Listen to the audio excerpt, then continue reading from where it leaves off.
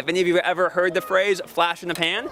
We get that phrase from flintlock muskets just like this. Families and kids are all ears. Well, they cover their ears for this part.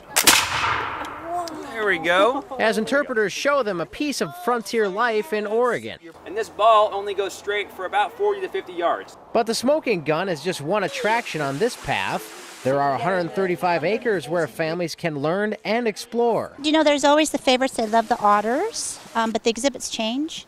And so that's the best part, is we are always learning new things. They all have scent glands, and they will go and mark their territory. The otter's name is Rogue, by the way, and he doesn't mind showing off.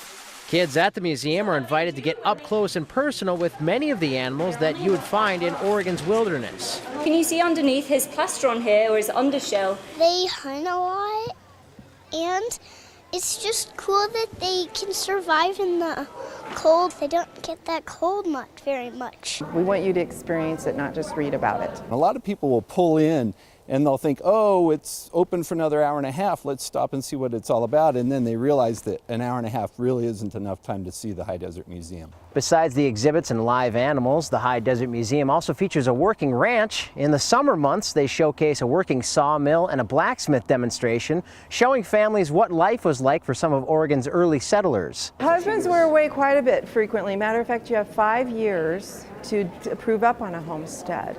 And that means build a house and prove you can make a living. And that's the story of the High Desert.